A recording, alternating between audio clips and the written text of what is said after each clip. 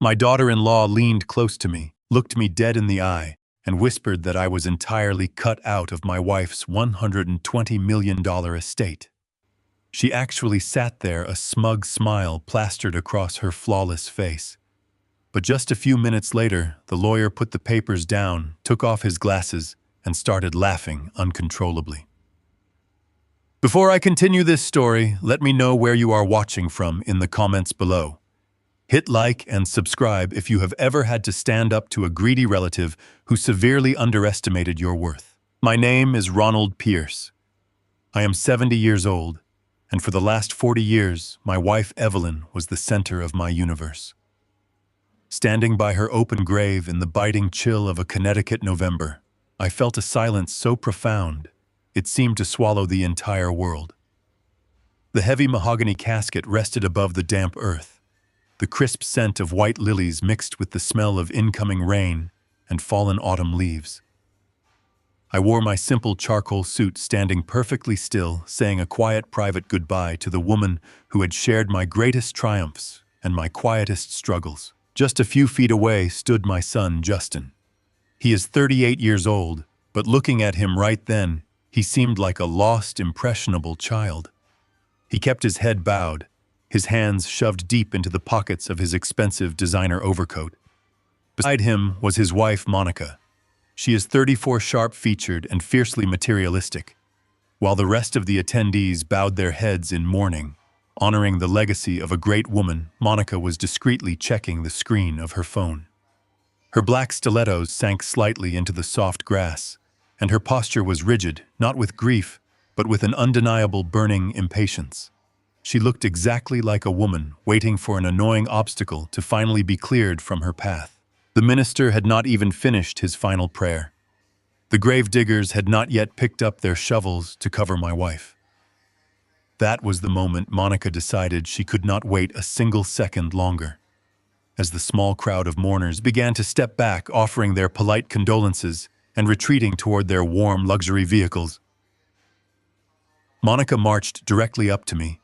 She grabbed my arm, her manicured nails digging sharply into the sleeve of my suit, and pulled me away from the gravesite. "Ronald," she said, her voice dropping to a harsh, venomous whisper so the lingering guests would not hear, "we need to talk about logistics." I looked at her, my mind still heavy with the fresh loss of Evelyn. "Logistics?" I asked, genuinely taken aback by her timing. "Yes, logistics." Monica snapped, her eyes narrowing. "Evelyn is gone. I know you are used to coasting on her dime, living in that massive house, playing the quiet little house husband. But the free ride is officially over. Justin and I are taking over the main estate immediately. We have plans for the property, and we cannot have you lingering around. You need to go back to the house, pack your bags, and be out by the weekend." The sheer disrespect of evicting a grieving widower while he was literally standing over his wife's unburied casket was staggering. It took my breath away. I looked past Monica's glaring eyes and sought out my son. Justin had walked over to join us, standing just behind his wife's shoulder, but he could not bring himself to look me in the eye. He stared at the ground, nervously kicking a pebble with his polished leather shoe. "Justin," I said, keeping my voice low and remarkably steady, "is this what you want? Are you throwing your own father out on the day you bury your mother?" Justin shifted uncomfortably. He swallowed hard, rubbing the back of his neck, completely incapable of standing up for himself or for me. "Dad, it just makes sense," he mumbled weakly. "Monica knows what is best for our financial future. The house is too big for you anyway. You would just be rattling around in there alone. It is time for us to take the reins." I did not raise my voice. I did not scream, cry, or cause a public scene for the remaining guests to gossip about. I simply stood there, an old man in a faded coat, and watched the son I had raised cower behind the overwhelming greed of his wife. I nodded slowly. I did not argue. I just let the silence stretch between us, a heavy, thick silence that they clearly mistook for submission. But my silence was not submission. It was pure, cold calculation. You see, Justin and Monica only knew half of the story. Growing up in this wealthy Connecticut suburb surrounded by exclusive country clubs and elite private schools, Justin only knew his mother as the titan of industry. Evelyn was a legendary figure in commercial real estate software. She was the public face of an empire, the one doing the magazine interviews, shaking hands with senators, and cutting the ribbons at charity galas. Because of this heavily publicized image, Monica assumed I was just a lucky bystander. She looked at me and saw a simple man who preferred wearing flannel shirts and driving a 10-year-old truck, completely dependent on his brilliant, wealthy wife. What Monica did not know, and what Justin was too young to remember, was exactly how that massive software empire was built. 40 years ago, Evelyn and I started that company in a cramped, unheated garage with a leaking roof. Evelyn had the brilliant sales pitch and the relentless charisma, but I was the one who wrote every single line of code. I engineered the architecture of the software that eventually revolutionized the entire industry. We built our fortune together dollar by dollar, line by line, working until our fingers bled and our eyes burned. 10 years ago, the stress caught up with me, and I suffered a mild heart attack. Lying in a sterile hospital bed hooked up to a dozen monitors, I realized that the relentless pressure of the corporate world was going to put me in an early grave. Evelyn and I had a long, tearful conversation that night. We decided together that I would step back into the shadows. I legally transferred my public duties, retreated from the ruthless boardrooms, and chose to live a quieter, simpler life. I wanted to tend to my garden, restore old vintage cars in the garage, and enjoy the peace I had spent decades earning. Evelyn absolutely loved the spotlight, so I happily let her shine. I was content to be the quiet man in the background. I never needed the applause or the recognition. But because I chose humility over arrogance, my daughter-in-law mistook me for a parasite. She looked at my calloused hands and my faded lifestyle and saw weakness. She saw an old, penniless dependent who could be easily swept aside now that his wealthy protector was dead. Standing there in the cemetery, surrounded by the cold wind, I looked at Monica's smug face and Justin's cowardly posture. I realized then that my son was a lost cause, entirely consumed by the toxic ambition of the woman he married. I knew right then that trying to reason with them would be pointless. They only respected power, and they believed I had none. "All right, Monica," I said, my voice eerily calm and devoid of all emotion. "If that is how it is going to be, I will pack my things tonight. I will be out of the house by tomorrow morning." Monica crossed her arms over her chest, a victorious smirk playing on her lips. "Good," she said sharply, turning on her heel. "Make sure you leave all the security keys on the kitchen counter, and do not try to take anything that belongs to the estate." As they turned and walked away toward their luxury sedan, leaving me entirely alone by my wife's grave, I did not feel defeated. I felt a profound, chilling clarity settling into my bones. They thought they had just evicted a helpless old man. They had absolutely no idea they had just declared war on the architect of their entire reality. I took one last look at Evelyn's resting place, whispered a silent promise to her that I would handle this, and walked slowly toward my old truck. The game had officially begun, and I was going to let them play their hand right into their own spectacular destruction. The heavy mahogany doors of Mr. Sullivan's law office felt like the gates to a different world. I arrived 30 minutes early that Tuesday morning and took a seat in the farthest corner of the room.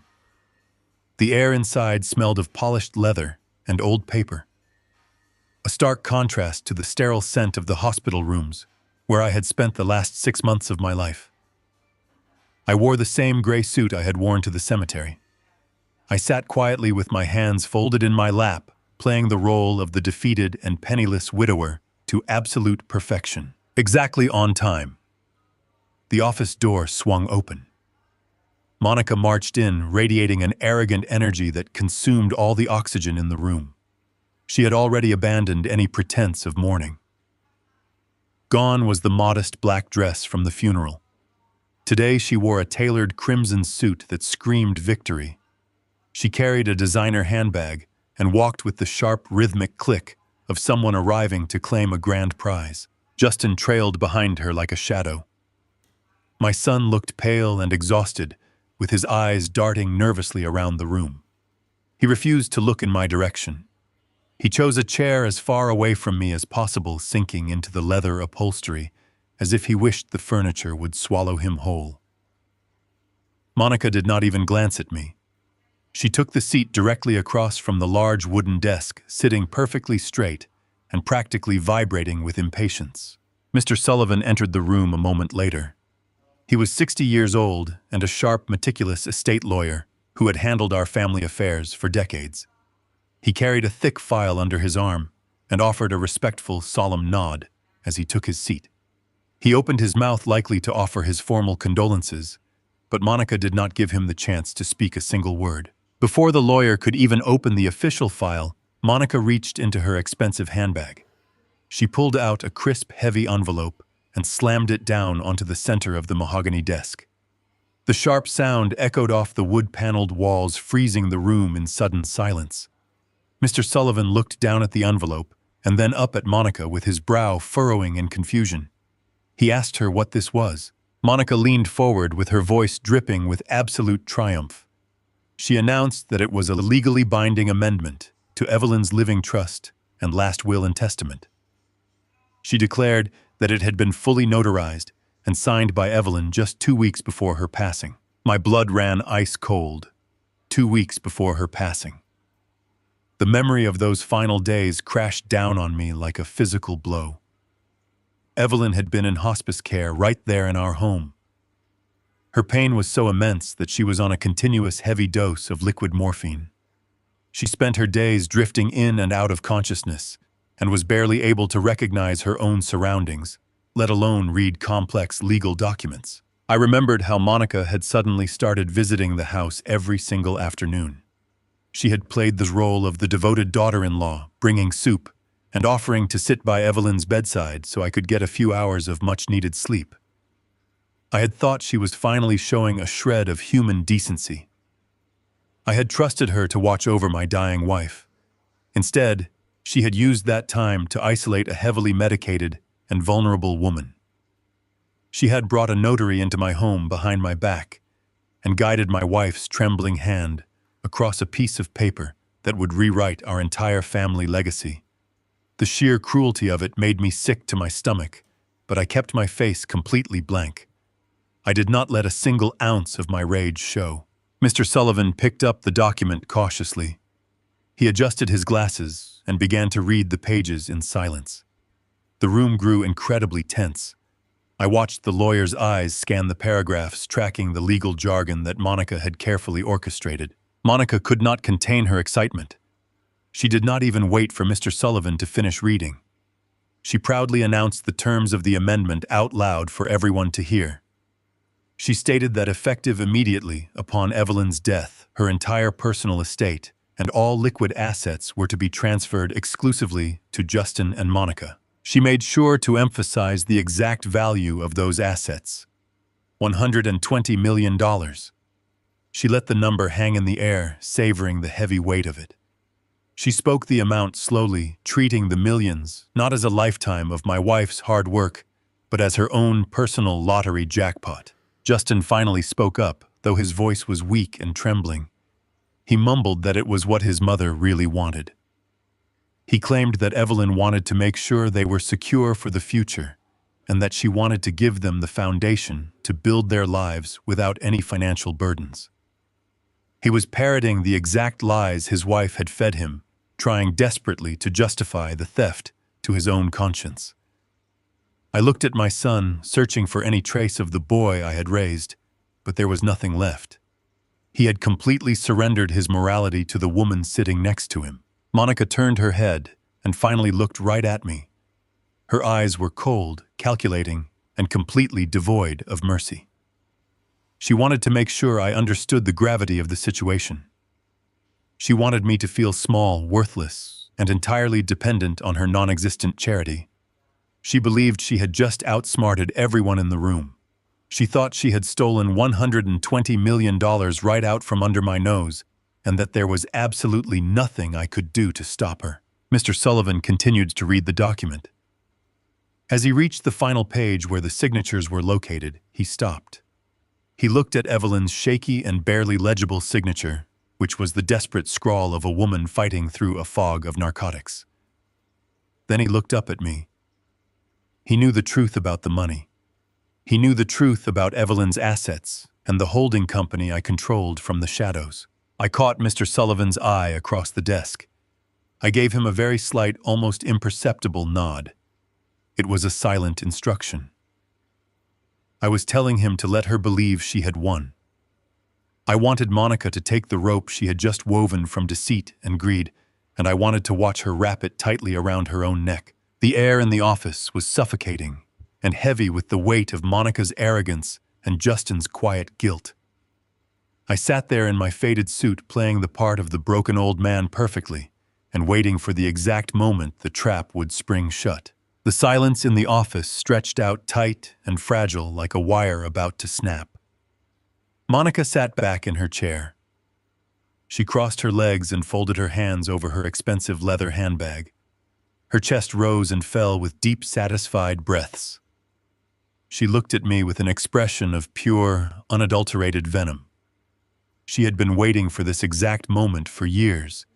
She had spent countless family dinners biting her tongue and pretending to respect the quiet man sitting at the head of the table. Now she believed she had completely conquered me. She felt she had outsmarted a foolish old man and secured a life of unimaginable luxury. "Ronald," she said, letting my name roll off her tongue with a thick layer of condescension. She leaned slightly forward so she could look me directly in the eyes. Her gaze was sharp and triumphant. "You really thought you could just ride Evelyn's coattails forever, did you not? You thought you could just sit around in your little garden and play with your rusty old cars while the real adults handled the actual business. Well, reality has finally caught up with you. The gravy train has reached the end of the line." I did not say a single word. I simply looked back at her and kept my breathing slow and steady. My absolute calmness only seemed to embolden her further. She turned her head slightly to ensure Justin was watching her take total control of the family dynasty. Justin kept his eyes glued to the polished wooden floor. He was completely terrified of the conflict playing out in front of him. He was a man who had traded his own spine for the illusion of peace in his marriage. Monica turned her attention back to me. She raised her chin and delivered the final blow she had been practicing in her head for weeks. "You are out of the $120 million, old man. You get nothing. You get absolutely zero. You can pack up whatever cheap flannel shirts you own and find a roadside motel because you are officially cut off from this family." The words hung in the stale office air. They were designed to crush me completely. They were meant to make me beg or cry or lash out in a desperate panic. She wanted to see me break, but I did not give her the satisfaction of a single flinch. I just stared at her. I looked at the utter emptiness of her soul and felt a profound wave of pity for my son, who was tethered to this deeply wicked woman. While Monica was busy gloating and enjoying her perceived victory, Mr. Sullivan was meticulously examining the document she had thrown onto his desk. The heavy mahogany clock in the corner of the room ticked steadily. The only other sound was the crisp rustle of the thick legal paper as the lawyer turned the pages. He read every single line. He studied the rushed signature my wife had provided under the intense pressure of her final agonizing days. I watched Mr. Sullivan's face closely. He was a true professional. He had spent decades navigating the complex emotional minefields of wealthy grieving families. He had seen every type of greed and betrayal imaginable. He usually maintained a mask of absolute neutrality, regardless of how greedy his clients behaved. But as his eyes reached the bottom of the final page, something shifted in his demeanor. Mr. Sullivan slowly lowered the document to the desk. He took off his gold-rimmed reading glasses and folded them carefully. He placed them right next to the forged amendment. He looked down at the paper for a long, quiet moment. His shoulders remained perfectly still. Then a small, strange sound escaped his lips. It was a sharp puff of air, a tiny suppressed chuckle. Monica immediately stopped her gloating. She whipped her head around to look at the lawyer. Her perfect, triumphant smile faltered for a fraction of a second. She narrowed her eyes and her tone shifted to ice. She demanded to know if there was a problem with the paperwork. She insisted that the notary stamp was completely valid and that the witnesses were all legally verified. She warned him not to play games with her inheritance. But Mr. Sullivan did not answer her right away. Instead, the small chuckle grew. His shoulders began to shake. He raised a hand to cover his mouth, but it was absolutely no use. The chuckle blossomed into a deep, rumbling laugh. It bubbled up from his chest and spilled out into the quiet office.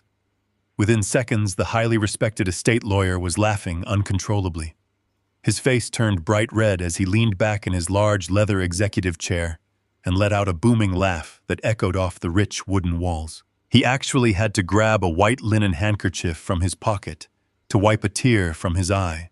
The sound of his laughter was not polite or constrained. It was the loud, genuine laughter of a man who had just witnessed the most spectacularly foolish mistake in the history of his lengthy legal career. Monica was absolutely stunned. She sat completely frozen for a moment as she tried to process what was happening in front of her. This was not the reaction she had anticipated. She had expected shock. She had expected me to throw a fit of rage. She had expected the lawyer to solemnly bow his head and declare that her brilliant legal maneuvering had successfully cornered the entire family fortune. She had never in her wildest dreams expected to be laughed at like a clown. Her stun quickly morphed into blind, unhinged fury. The color drained from her face and then rushed back in a hot, angry flush that crept up her neck. She slammed her hand flat against the heavy desk. The loud smack startled Justin so badly that he actually jumped in his leather seat. "What is so funny?" Monica shrieked. Her voice had lost all of its smooth, calculated polish. It was now a shrill, panicked screech that hurt the ears. "I demand to know what you are laughing at. This is a legally binding document. My mother-in-law signed over her personal estate to us. It is completely ironclad. There is absolutely nothing funny about this. Stop laughing right now and do your job." Justin finally found a tiny fraction of his voice. He nervously adjusted his collar and looked pleadingly at the lawyer. He asked Mr. Sullivan to please explain what was going on. He pleaded with him to stop laughing and just tell them if the document was legal or not. Justin was sweating profusely. His hands were shaking. He was terrified that his wife's grand master plan was somehow falling apart before it even began. But Mr. Sullivan could not stop. Every time he looked at the arrogant fury on Monica's flushed face or glanced down at the piece of paper that demanded the entirety of Evelyn's personal liquid assets, a fresh wave of laughter overtook him. He shook his head and held up a hand, asking for a moment to catch his breath. He took a deep, gasping breath and tried his hardest to compose his features. "You have to forgive me," Mr. Sullivan managed to say, between lingering chuckles. His voice was still shaken with genuine amusement. "It is just that in all my years of practicing law, I have never seen anyone so eagerly and aggressively demand to step right into a situation exactly like this one. You really forced Evelyn to sign this exact wording. You demanded her entire personal estate. You insisted on taking on everything she personally held." "Yes," Monica practically growled. Her eyes were flashing with unbridled rage. "I demanded her personal estate because she promised it to us. She knew Ronald was incapable of managing that kind of wealth. Now process the paperwork and give us our $120 million right this second." Mr. Sullivan wiped his eyes one last time. He folded his handkerchief and placed it back into his pocket. He looked at Monica, and then he looked directly at me. He knew the absolute financial devastation that was hiding behind the specific legal wording of that exact amendment. He knew exactly what Evelyn's personal estate actually consisted of because he had helped us structure it that way for tax purposes years ago. And he knew that Monica had just eagerly chained herself to a colossal financial anchor. The room was completely electric with a terrifying tension. Monica was breathing heavily and glaring at the lawyer with murderous intent. Justin looked like he was about to be physically sick right there on the expensive carpet. I remained perfectly still in my chair, just watching the beautiful chaos unfold. I kept my face entirely neutral. Mr. Sullivan took a deep breath and prepared to deliver the crushing legal reality of what Monica had just done to herself. Mr. Sullivan opened his mouth to speak. He had gathered his composure and was ready to drop the heavy anvil of truth right onto Monica's lap. I was going to explain that Evelyn's personal estate did not contain $120 million in cash. He was going to tell her the money was actually heavily leveraged corporate debt. But before the first syllable could leave the lawyer's lips, I shifted my weight in the chair. I stretched my right leg under the heavy mahogany desk and delivered a sharp, hard kick directly to Mr. Sullivan's shin. The lawyer flinched visibly. His mouth snapped shut, and he blinked rapidly. He looked across the wide desk at me. His eyes were wide with confusion and a silent, burning question. He was wondering why I was stopping him. He wanted to know why I was not letting him destroy this arrogant, greedy woman right here and now. I held his gaze for a fraction of a second. I let my eyes convey a firm, absolute command. I needed him to stay quiet.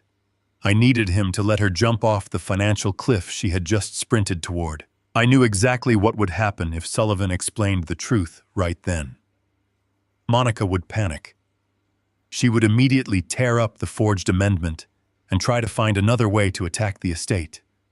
She would hire aggressive lawyers and drag me into years of messy probate court battles. I did not want a long, drawn-out war over my wife's legacy. I wanted a clean, total victory. I needed her to officially, legally, and irrevocably claim that specific amendment. I needed her to bind herself to the trap before she even realized it was a trap. I let out a long, trembling sigh. I allowed my shoulders to slump forward, letting the posture of a beaten, broken old man take over my entire body. I lowered my head and stared blankly at my worn leather shoes. I made my hands shake just a little bit as I rested them on my knees. I looked the absolute picture of utter defeat. "Just execute the document, Sullivan," I said. My voice was a raspy, hollow whisper. I made sure it sounded as though the fight had completely drained out of me. "Just give her exactly what she asked for." Sullivan stared at me in stunned silence. He was a highly intelligent man, and he had known me for a very long time. He saw the subtle tension in my jaw. He saw the cold calculation hiding just beneath my pathetic performance. He understood my strategy immediately. He cleared his throat and adjusted his silk tie, recovering his professional mask. "Very well, Ronald," he said smoothly. "If that is your wish, I will process the amendment exactly as written." Monica let out a sharp breath of pure victory. Her rigid posture relaxed, and a massive, greedy smile spread across her face. She had won. In her mind, she had just bullied me into total submission. She looked at Justin and squeezed his arm tightly. She whispered to him that she told him it would be easy. She told him the old man did not have the spine to fight back against a real threat. Justin finally lifted his head and looked at me. His expression was a pathetic mixture of profound relief and lingering guilt. He muttered a weak, hollow apology under his breath. He said he was sorry it had to be this way, but it was for the best. He promised he would make sure I had a little money to get a decent apartment somewhere far away from the estate. I did not respond to him. I just kept my eyes fixed on the floor, playing my part flawlessly. I let him believe he was being generous. I let him believe he had spared his father from total ruin while actively throwing me out on the street. Mr. Sullivan pulled a thick stack of official transfer papers from his top drawer. He slid them across the polished desk toward Monica. He informed her that probate would take 90 days to fully clear the assets. He warned her that until the 90 days passed, she would not have direct liquid access to the funds. He told her she was legally bound to the estate as the primary beneficiary of the personal assets and all associated liabilities. Monica did not care about the word liabilities. She only heard that she was the primary beneficiary of a massive fortune. She snatched the fancy gold pen from the desk and signed her name with aggressive flourishing strokes. She practically shoved the heavy paper over to Justin, demanding he sign it immediately. Justin took the pen and signed his name with a trembling hand, sealing his fate right beside hers. They had absolutely no idea what they had just done. They thought they had secured a lifetime of luxury yachts and sprawling penthouses. They did not know they had just legally assumed $120 million of toxic corporate debt. It was debt that was owed directly to the master holding company, a company that I completely owned and controlled from the shadows. Monica stood up abruptly, smoothing her crimson suit. She looked down at me one last time with undisguised disgust. She ordered me to be completely moved out of the main house by tomorrow morning. She told me to leave the security keys on the kitchen counter and never contact them again. She grabbed Justin's arm and marched out of the office, her heels clicking sharply against the hardwood floor. They left the room buzzing with the toxic, blind energy of their own greed. The heavy mahogany doors clicked shut, leaving Mr. Sullivan and me entirely alone in the quiet office. The lawyer let out a long, heavy breath and leaned back in his executive chair. He looked at me with a mixture of absolute awe and slight terror. He asked me if I fully realized what I had just allowed my daughter-in-law to do. I finally sat up straight. The posture of the broken old man vanished instantly from my body. I rolled my shoulders back and looked at the freshly signed documents resting on the desk. I told him I knew exactly what she had done. I told him she had just dug her own grave and willingly handed me the shovel. The first phase of my plan was complete. Now I just had to step aside into the shadows and watch her destroy herself. The sun had barely risen when I walked through the grand hallways of the estate for the last time. The house was dead quiet. I carried only a single battered leather suitcase. Inside were a few faded flannel shirts, 2 pairs of worn denim jeans, and my shaving kit. I did not take a single piece of expensive art, no silver, no heirlooms.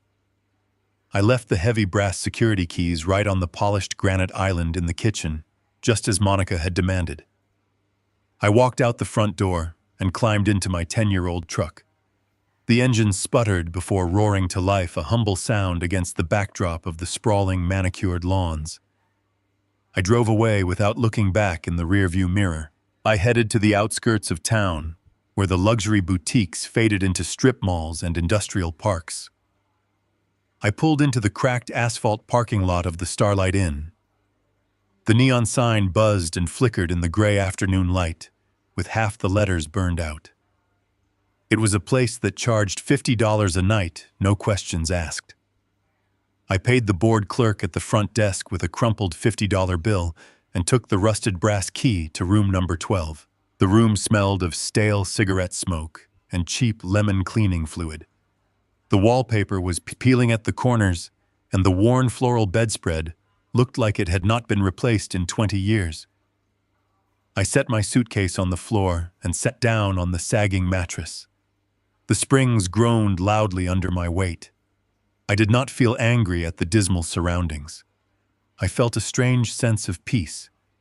This dingy room was exactly what I needed.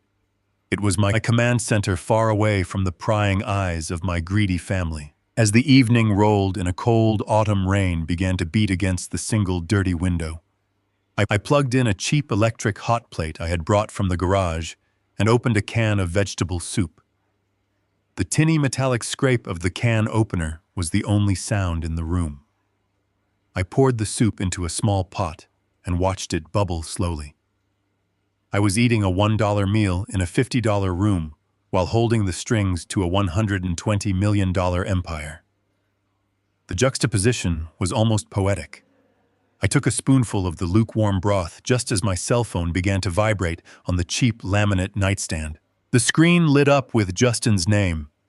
I let it ring 4 times before I slowly picked it up and pressed it to my ear. I did not say hello, I just waited. "Dad," Justin stammered. His voice was incredibly small and laced with a pathetic, trembling guilt. "Dad, are you there? Where did you go? Are you somewhere safe?" I took another slow spoonful of my soup. "I am exactly where you put me, Justin," I replied calmly. There was a heavy pause on the line. I could hear the faint sound of clinking crystal glasses in the background. They were already celebrating in the main dining room of the estate. Justin let out a shaky breath. "Look, Dad, I just wanted to check in. I know this is a massive transition for you. It feels harsh, but Monica says you need to learn how to stand on your own 2 feet. If you need a little cash to get through the month, I could maybe wire you a few $100 from my personal account." I was trying to buy off his own guilty conscience for a few $100s. He had just stolen what he thought was an unimaginable fortune from his grieving father, and he wanted to throw me a tiny scrap just so he could sleep better at night. Before I could even formulate a response, I heard a sudden scuffle over the phone. The line went muffled for a second, and then a sharp, familiar voice pierced my ear. "Who are you talking to?" Monica demanded in the background. "Give me that phone." There was the sound of a brief struggle, and then Monica's voice was loud and crystal clear. "Listen to me, Ronald." She spat her words sharp and venomous.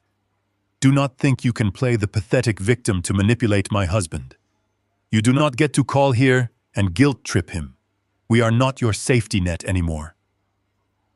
"I did not call him Monica," I said, keeping my tone perfectly flat. "He called me."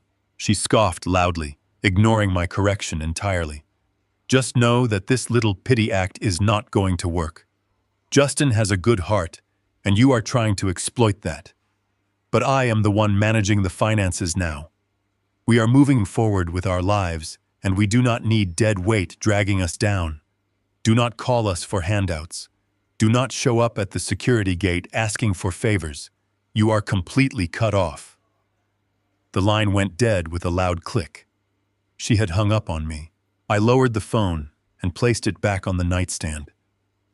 The brief conversation had given me exactly what I needed.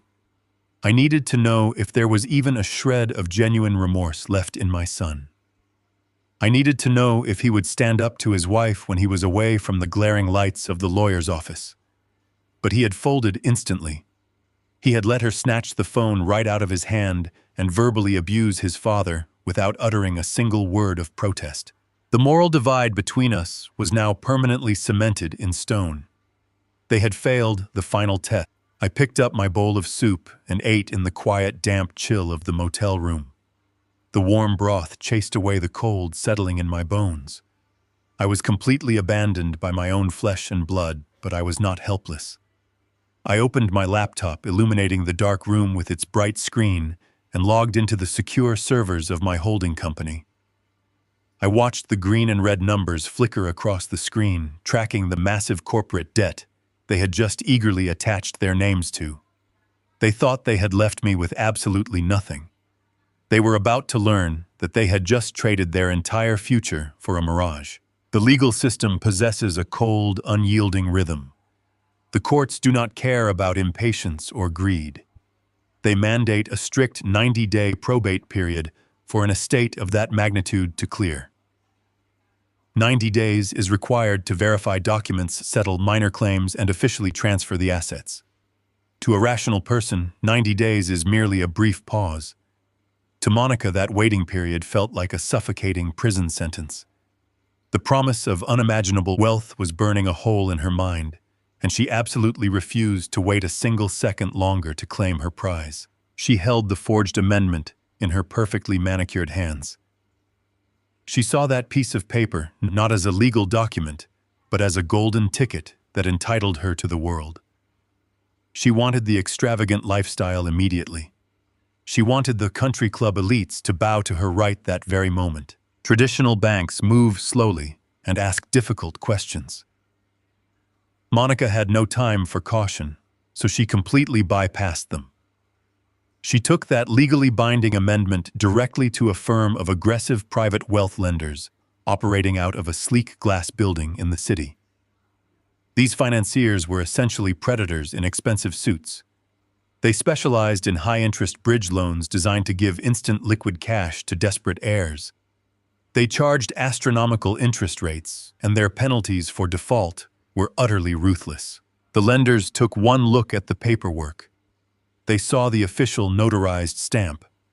They saw the $120 million valuation of Evelyn's personal estate. They did not look deep enough to see the hidden corporate debt I had buried underneath it. They gladly handed Monica a $25 million line of credit.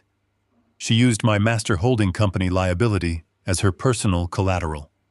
She enthusiastically tied a massive concrete boulder of predatory debt to her ankles before she even waded into the deep water. The reckless spending spree began the very next morning. Monica did not merely want to live comfortably. She wanted to violently conquer high society. She immediately purchased a sprawling waterfront penthouse in the city center. It featured imported marble floors and floor-to-ceiling windows overlooking the skyline. She paid a ridiculous premium in pure cash just to force the current owners out within 48 hours. She wanted a physical monument to her new perceived status, and she did not care how much borrowed money it took to secure it. Then came the luxury vehicles. She walked into an exclusive European dealership and bought a sleek black sports car for herself. She bought a massive custom luxury SUV for Justin. They drove those vehicles straight off the showroom floor. Justin completely shed his guilty conscience the moment his hands touched that hand-stitched leather steering wheel. The son who had nervously kicked pebbles at his mother's grave was suddenly driving through town, wearing designer sunglasses and acting like a self-made titan of industry. He was completely blinded by the dazzling illusion of success. But the absolute crown jewel of Monica's unhinged greed was the yacht. She signed a massive lease-to-own agreement on a stunning 90-foot luxury vessel. She had it docked at the most exclusive private marina in the state. She quickly hired a full staff to polish the gleaming white fiberglass and serve expensive champagne to her new circle of superficial friends. She poured millions of dollars into lavish renovations, exotic vacations, and custom jewelry. She wanted to project the image of a billionaire, and she spent the private lender's money like it was water flowing from an endless well. She was bleeding millions of dollars in borrowed cash every single week. The predatory interest on the bridge loan was compounding daily, adding hundreds of thousands of dollars to her tab. She was joyfully throwing away money she did not actually possess to buy things she could never truly own. She was building a magnificent castle entirely out of paper and highly flammable debt. I knew exactly what she was doing.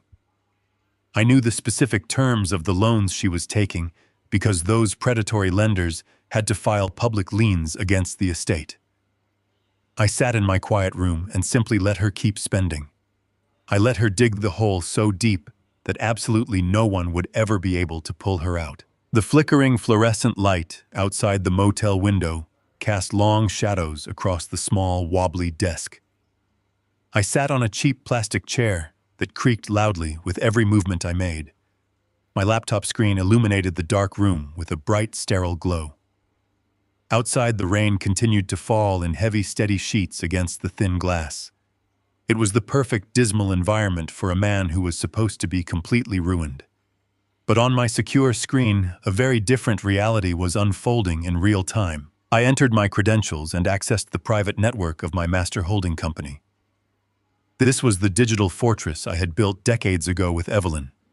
The interface was simple and clean, but it controlled a massive complex web of commercial real estate and leveraged corporate debt.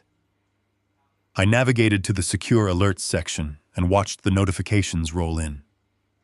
They appeared as small green lines of text, but each one represented a massive financial maneuver executed by my deeply arrogant daughter-in-law. The pings continued to populate my screen with rhythmic precision. A notification confirmed a lion was officially placed against the primary estate by the predatory lenders. Another alert verified a massive wire transfer from those private financiers to a luxury European auto dealership. The numbers were staggering. $3 million drawn here and $5 million drawn there. I watched the screen as Monica blindly treated my corporate liabilities as her personal checking account. The private lenders were more than happy to approve her wild requests. They filed their aggressive paperwork against the exact legal entity she had so proudly claimed in the lawyer's office. It was truly fascinating to watch human greed operate in a complete vacuum of intelligence. Monica was utterly convinced of her own unassailable brilliance. She thought she had cleverly bypassed the slow legal probate process by leveraging her future payout. She believed that a piece of paper signed by a dying woman magically conjured millions of dollars in liquid cash. She had absolutely no idea how the architecture of real wealth actually worked. She did not understand that true wealth is often built on strategic leverage and complex corporate structures. Every time she requested another massive bridge loan, she was legally validating her responsibility for the holding company debt. She was securing her own financial execution with complete and utter confidence. I opened a secondary tab and checked the specific terms the private lenders had publicly filed. The default clauses were beautiful in their absolute ruthlessness. The moment the loan terms were violated, the lenders had the legal right to seize all purchased assets immediately.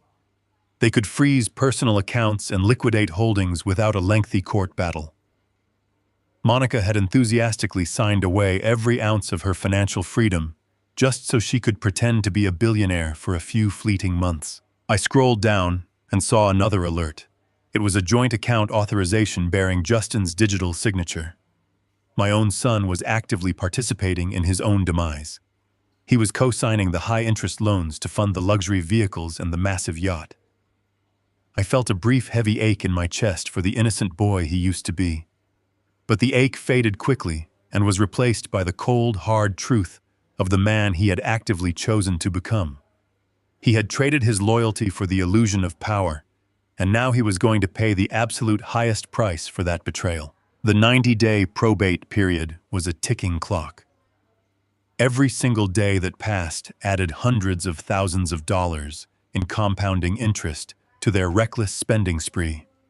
They were living like royalty while accumulating a mountain of toxic debt that they could never possibly repay. The private lenders were doing exactly what I expected them to do. They saw the $120 million valuation and assumed it was free and clear collateral. They did not do the deep forensic accounting required to see that the estate was heavily leveraged against my parent corporation. Monica was happily feeding them the exact paperwork they needed to completely consume her. The glowing light of the laptop screen reflected in the cheap mirror across the small motel room. I looked at my own reflection in the dim light.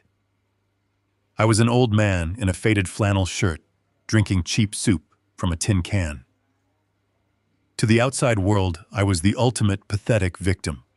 I was the helpless father entirely discarded by his successful son. But looking at the cascading numbers on my secure server, I knew I was the most dangerous man in the city. I did not need to lift a single finger to destroy them. I did not need to hire expensive lawyers to fight a messy public battle.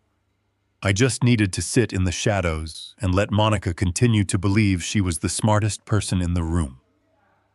I closed the laptop gently.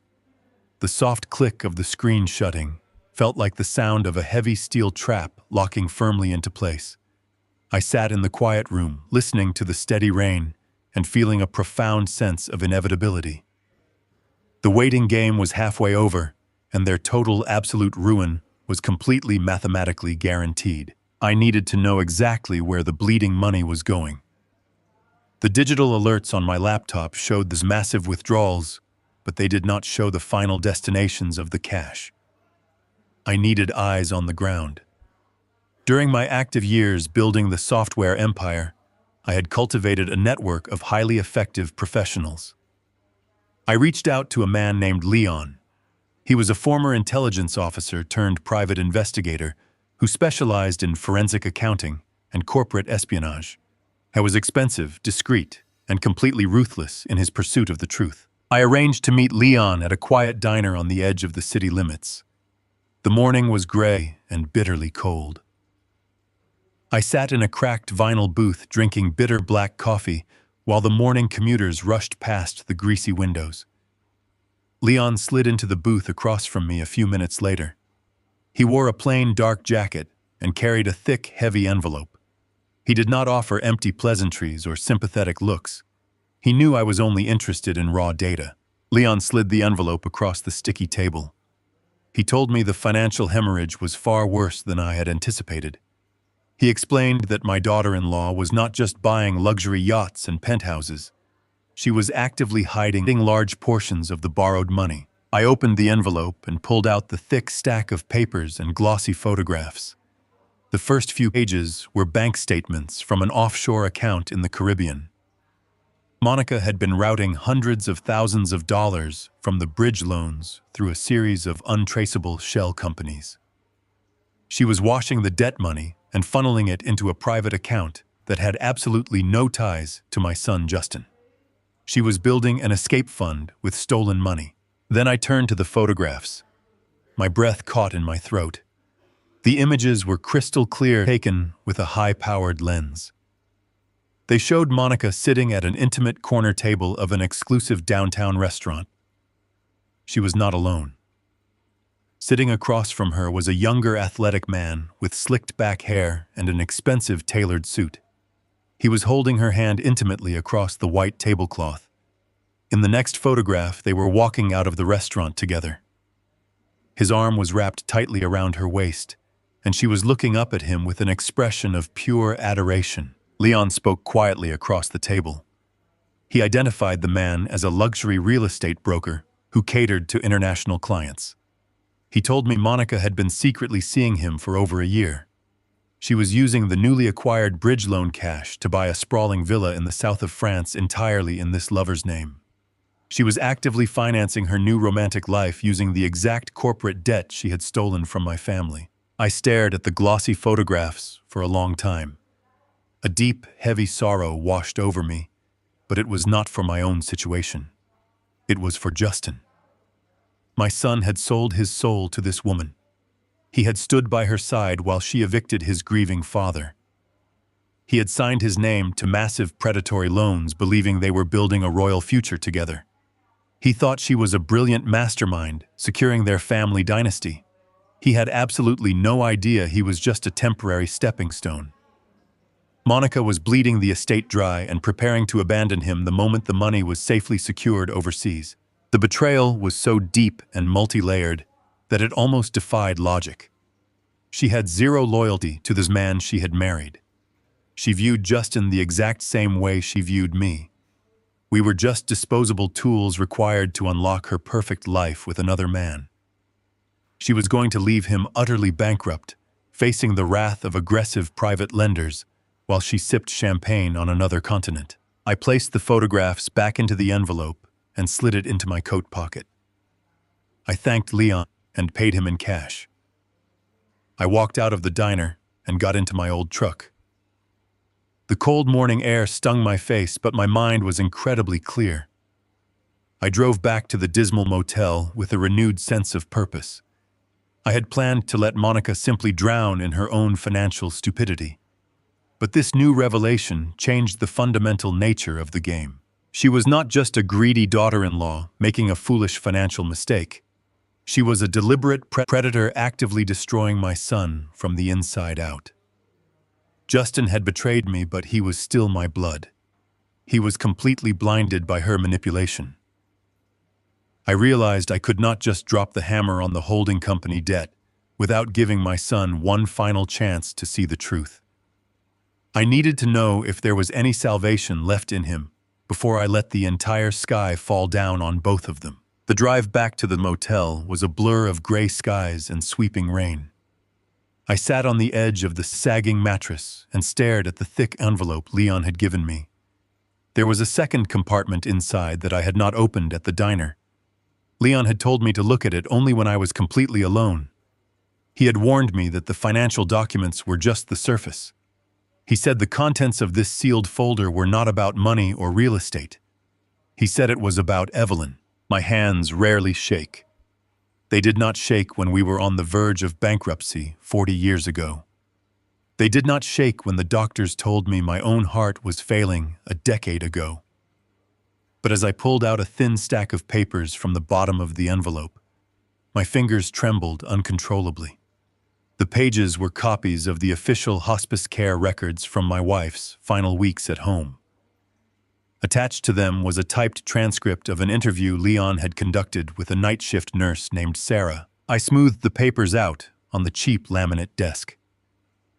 The quiet hum of the motel refrigerator faded into the background.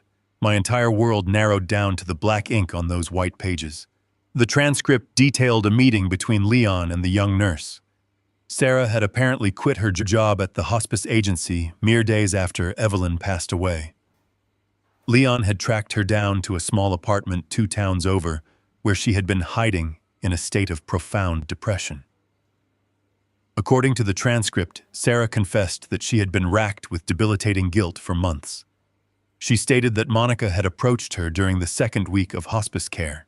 Monica had initially offered a very generous cash bonus to take over the administration of the liquid morphine. When the young nurse refused, stating it was strictly against medical protocol and highly dangerous, Monica drastically changed her tactics. She cornered the nurse in the hallway. She threatened the young woman with complete ruin. Monica claimed to have powerful, wealthy connections on the local hospital board. She told the nurse she would have her medical license permanently revoked and her entire future destroyed if she did not step out of the master bedroom for exactly 1 hour. I read the words again and again, trying to force my brain to process the magnitude of the cruelty. The medical logs confirmed the horrifying truth. On the exact date the forged will amendment was signed, there was a glaring, terrifying gap in the medication schedule. Evelyn was prescribed a strict dosage of heavy pain relief every 4 hours to manage the agonizing deterioration of her bones. The cancer was aggressive and merciless. Without the medication, her agony would be absolute and all-consuming. The logs clearly showed that a crucial afternoon dose was completely skipped on that specific Tuesday. Sarah's transcribed words painted a picture that tore my soul into pieces. She described standing in the hallway outside the master bedroom, gripping the wall and crying silently. She could hear Evelyn softly crying out in pain. Sarah testified that she heard Monica speaking in a sharp, demanding whisper. Monica was standing over the bed holding a pen and a legal document. Monica was telling my dying wife that the pain would stop as soon as she signed the paper. Monica had deliberately withheld the morphine. She had stood over the woman I loved more than life itself and watched her writhe in physical torment. She dangled the only source of chemical relief just out of reach, demanding a signature in exchange for mercy. Evelyn was disoriented, terrified, and in excruciating pain. She would have signed absolutely anything to make the burning agony stop. The rushed, messy signature on that legal document was not the mark of a brilliant woman securing the future of her son. It was the desperate plea of a tortured soul begging for basic relief. I dropped the papers onto the desk. I could not breathe. The air in the motel room felt completely solid, as if it had turned to stone. A physical pain erupted deep in my chest, expanding outward until it consumed my entire body. I stood up and walked to the dirty window, staring out at the rain-slicked parking lot. I placed my hands flat against the cold glass, taking deep, ragged breaths. My wife had died surrounded by luxury, but she had spent her final conscious moments being tortured in her own bed. I had been asleep just down the hall, trusting my daughter-in-law to sit by her side. I had thought Monica was holding her hand out of compassion. Instead, she was ruthlessly extorting her. I closed my eyes and remembered Evelyn in her prime. She was a titan. She was a woman who commanded boardrooms and negotiated million-dollar deals with a brilliant, fearless smile. She was strong and vibrant and endlessly kind. To know that her final days were stripped of all dignity, to know she was reduced to crying out for medicine, while a greedy parasite stood over her, could bear. The financial theft was one thing. Greed is a common human failing. I could almost understand the sheer selfish ambition required to steal $120 million from an old man. I had spent decades dealing with corporate sharks who would gladly ruin a competitor for a fraction of that amount. But this was an entirely different breed of evil. This was not a calculated business maneuver. This was an act of profound, sickening malice. This was physical elder abuse perpetrated against a helpless, dying woman. The quiet, simmering game of financial ruin I had been playing suddenly felt entirely inadequate. Letting Monica bankrupt herself with predatory bridge loans was no longer a harsh enough punishment. She did not just deserve to be poor. She deserved to be systematically dismantled. She deserved to feel the exact same terror and helplessness she had inflicted upon my wife. I turned back to the desk and stared at the medical logs. All the lingering traces of restraint inside me completely evaporated. Any fleeting thought of offering a peaceful resolution or a quiet exit was permanently erased. The gloves were off. I was going to drop the full crushing weight of the federal justice system directly onto her head. She belonged in a concrete cell for the rest of her natural life. But a new sickening question began to creep into my mind. I thought about Justin. My son had been living in that house. He had been visiting his mother's bedside. Did he know about this? Did he stand in the hallway with the nurse and listen to his mother cry out in pain? Did he turn a blind eye to the extortion just to secure his luxury vehicles and a life of endless leisure? The thought that my own flesh and blood could be complicit in such a barbaric act made me physically ill. I needed to know the absolute truth.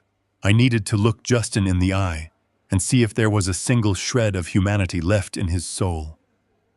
If he had known about the withheld medication and done nothing, then he was no longer my son. He was just another monster masquerading as a man. I picked up my cell phone. My hand was incredibly steady now.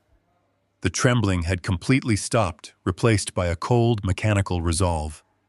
I scrolled through my contacts until I found his number. I did not call him.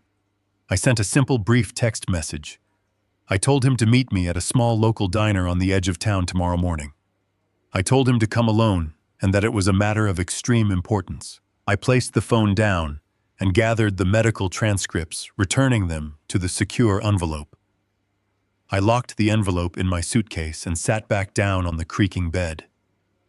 The rain continued to fall heavily through the night, washing away the grime of the city streets outside. But no amount of rain could ever wash away the sins committed in the master bedroom of my estate. The trap I had laid for Monica and Justin was no longer just a financial snare. It was going to be a prison. And I was going to make absolutely certain that the doors locked behind them forever. The diner was a relic from a forgotten decade, sitting on the dusty edge of the county line. I chose this specific location because it was a place Monica would never dare to set foot inside. It smelled of stale grease, black coffee, and old leather. I sat in a corner booth facing the door, with a thick ceramic mug, warming my rough hands. The morning sky outside was a bruised purple, threatening another heavy downpour. I watched the cracked asphalt parking lot, waiting for my only son to arrive. A few minutes later, a massive custom luxury sport utility vehicle crunched over the wet gravel. It was a ridiculous, shiny monstrosity that looked completely absurd, parked next to rusted pickup trucks and local commuter sedans. Justin stepped out into the cold air. He wore a tailored cashmere overcoat and dark sunglasses despite the heavy cloud cover. He looked around the lot with overt disgust, wrinkling his nose before he finally pulled the glass door open. He spotted me in the back and walked over, sliding into the red vinyl booth across from me. He did not remove his sunglasses right away. He nervously tapped his manicured fingers against the sticky tabletop, leaving a cloud of expensive cologne in his wake. I looked at the man sitting across from me and tried to find the boy I had raised. I looked for the child who used to sit in the garage passing me wrenches while I worked on vintage engines. I looked for the son who used to hold his mother's hand and promised to always make her proud. That boy was completely gone. In his place sat a hollow, desperate shell wearing clothes bought with stolen money. I asked him if he wanted a cup of coffee. He shook his head sharply and said he could not stay long because Monica was expecting him back at the penthouse for a brunch meeting with an interior designer. I let the mention of the penthouse slide without comment. I folded my hands on the table and leaned forward. I looked him straight in the eyes and asked him a very simple question. I asked him if he knew what really happened during his mother's final days in hospice care. Justin shifted uncomfortably in his seat. He finally pulled off his sunglasses, revealing bloodshot eyes and deep dark circles. He looked entirely exhausted beneath his wealthy facade. He mumbled that it was a terribly difficult time and that his mother was in a massive amount of pain. I pressed him harder. I asked him if Monica was always in the room with her during those crucial afternoon hours. I asked him if he ever noticed anything strange about the medication schedule or the nurse's sudden resignation. Justin broke eye contact immediately. His voice trembled slightly as he defensively stated that Monica took excellent care of Evelyn. He claimed Monica was the only one strong enough to handle the harsh realities of end-of-life care. He repeated the exact lie his wife had fed him, telling me I was too emotional and weak to be in the room. He was parroting her toxic narrative flawlessly.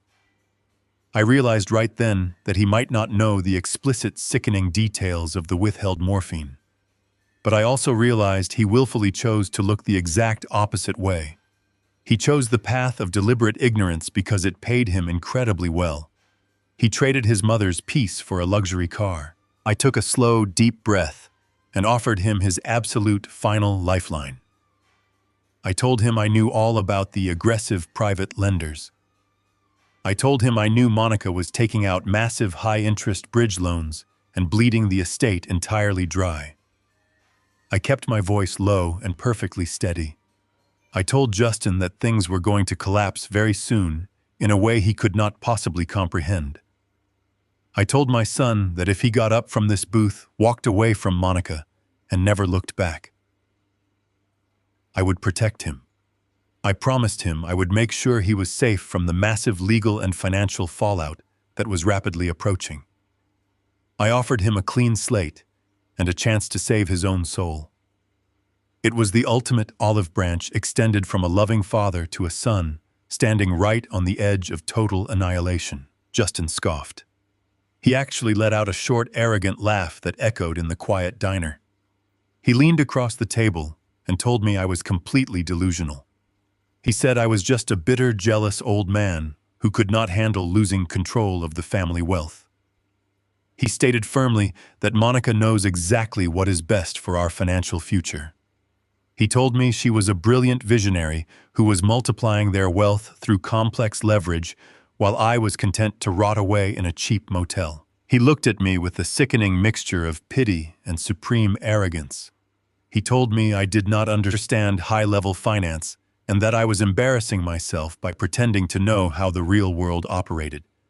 He told me to go back to my motel room, eat my canned soup, and accept that my time was over. He warned me never to call him again with these paranoid, pathetic delusions. He said Monica was right about me being a useless dependent. He slid out of the vinyl booth and reached into his designer wallet. He tossed a crumpled $20 bill onto the table to cover my $2 coffee. It was the ultimate gesture of utter disrespect.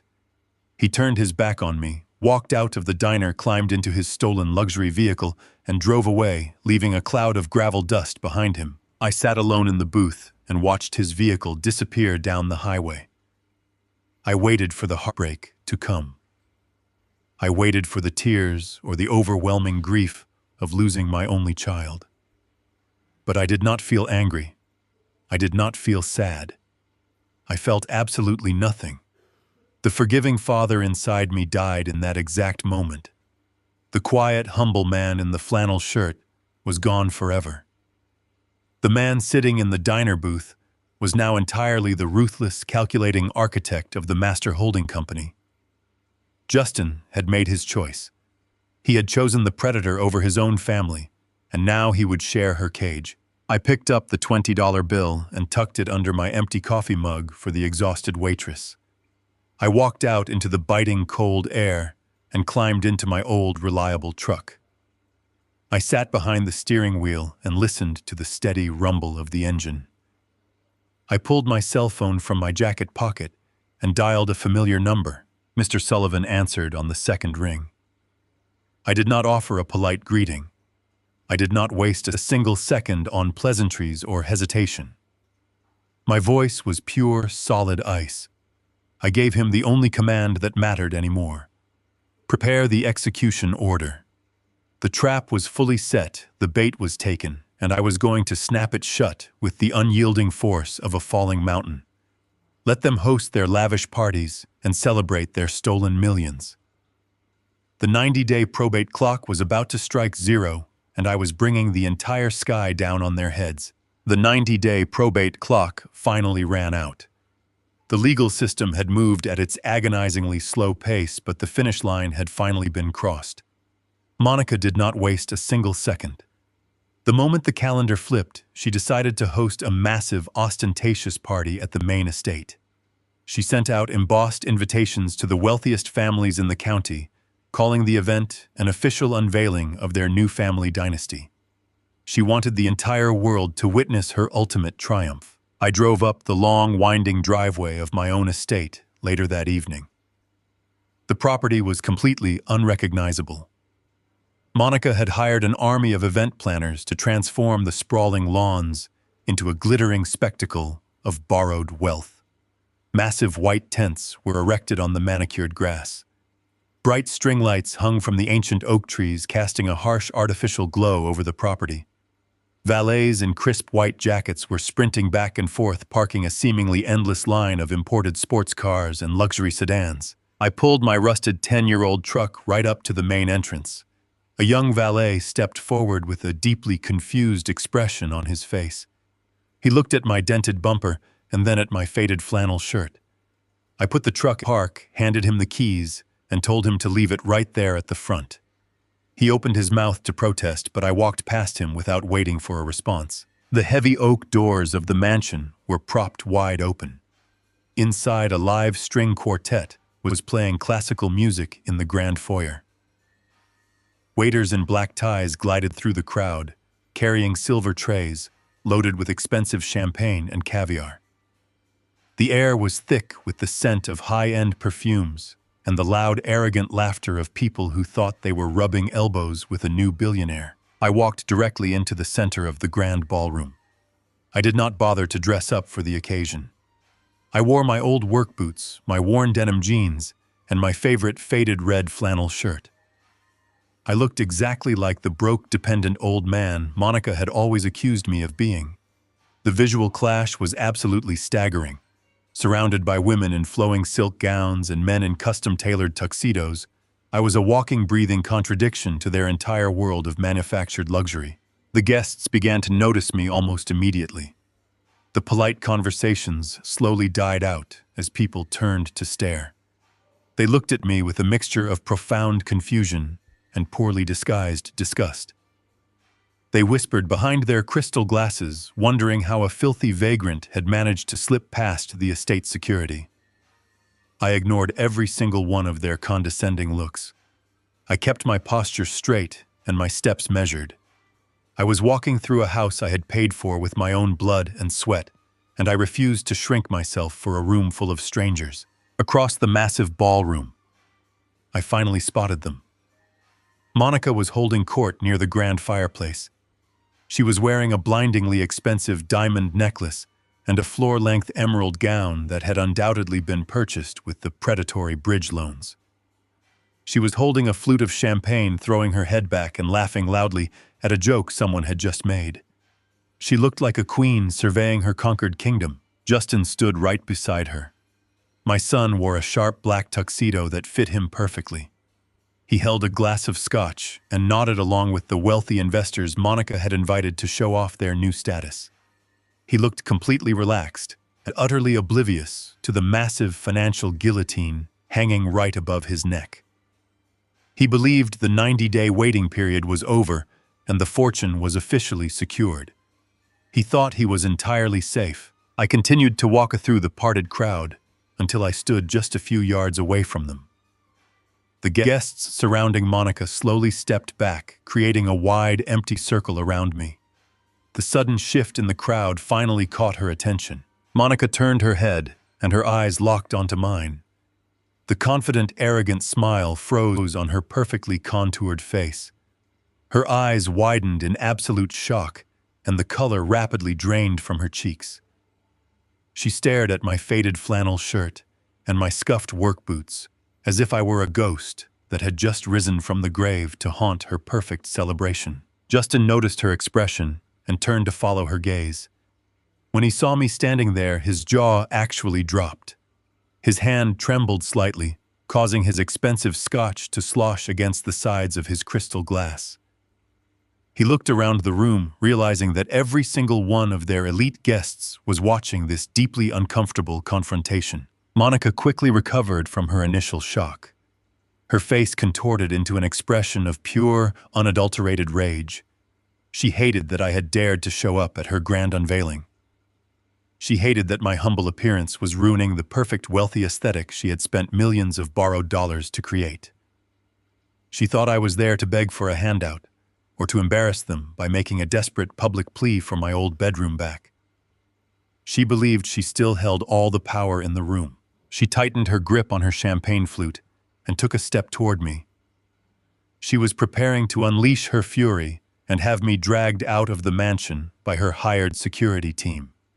She wanted to humiliate me in front of the entire county.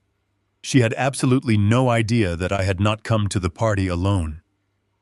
She did not know that the true architect of the estate had finally arrived to tear her entire paper castle straight down to the ground. Monica recovered from her initial shock with alarming speed.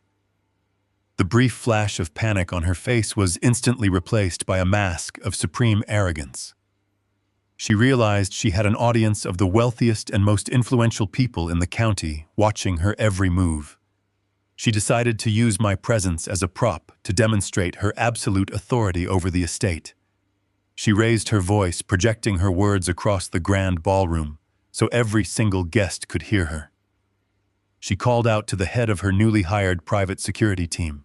She pointed a manicured finger directly at my chest. She announced to the silent crowd that a trespasser had somehow breached the front gates.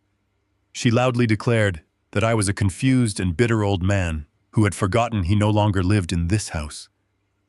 She instructed the security guards to physically remove the vagrant from her property immediately. She spoke with such venomous confidence that a few of the wealthy guests actually nodded in agreement, murmuring their disapproval of my faded flannel shirt and scuffed boots. Justin stood completely paralyzed beside her. He took a long, nervous sip from his crystal glass, trying to hide his face behind the expensive scotch. He did not say a word to defend me. He did not ask the guards to be gentle.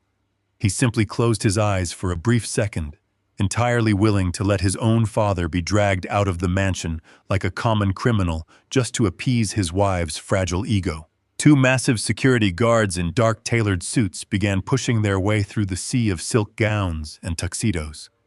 They moved with aggressive purpose, heading straight toward me.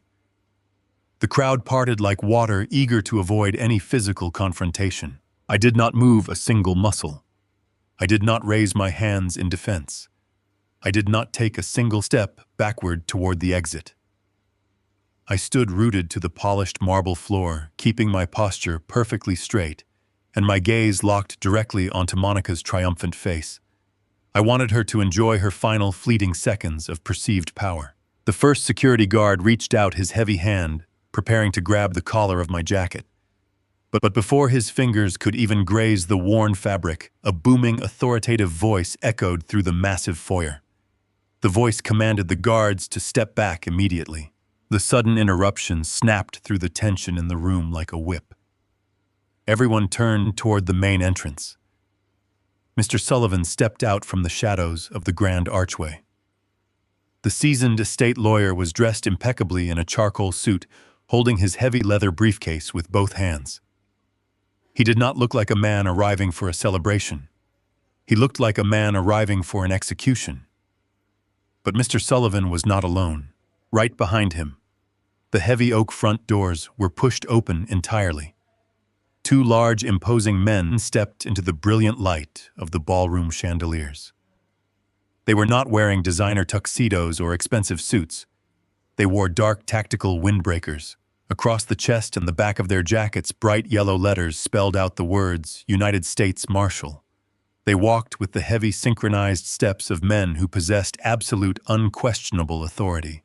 The string quartet in the corner of the room abruptly stopped playing. The sudden silence was so absolute that the sound of the cellist accidentally dropping his bow echoed loudly across the room. Nobody spoke. Nobody moved.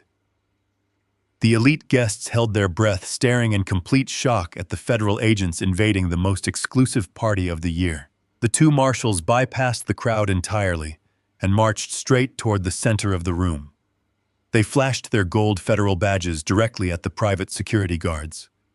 The lead marshal instructed the guards to back away from me and to secure the perimeter of the room. The private guards immediately recognized the overwhelming federal authority. They lowered their hands, stepped away from me, and retreated toward the walls without uttering a single word of protest. The power dynamic in the grand ballroom shifted with violent whiplash. Monica's triumphant smile completely vanished. The sheer panic hit her so fast and so hard that her hand began to shake violently. A splash of expensive champagne spilled over the rim of her crystal flute and stained the front of her emerald gown. She did not even notice the wet stain spreading across the silk fabric. She stared at Mr. Sullivan, and then her eyes darted wildly to the federal agents. She finally looked back at me, and for the very first time since I met her, I saw genuine mortal terror in her eyes. Justin looked like all the blood had been violently drained from his body. His face was the color of dirty chalk.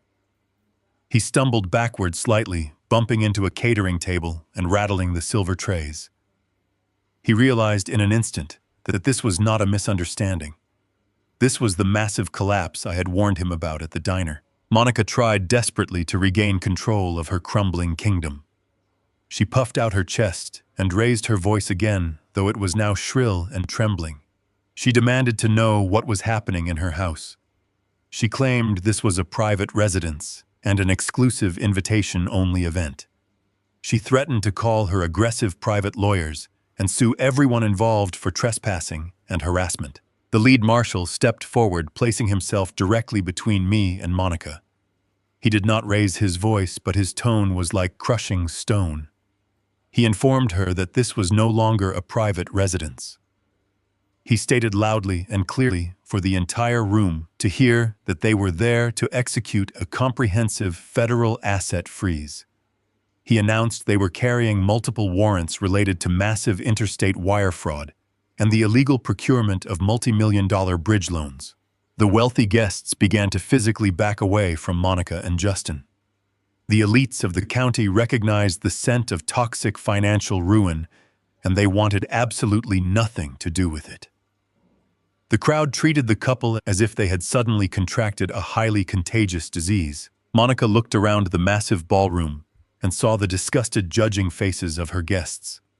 She saw her private security guards standing uselessly against the walls. She looked at the federal agents securing the exits.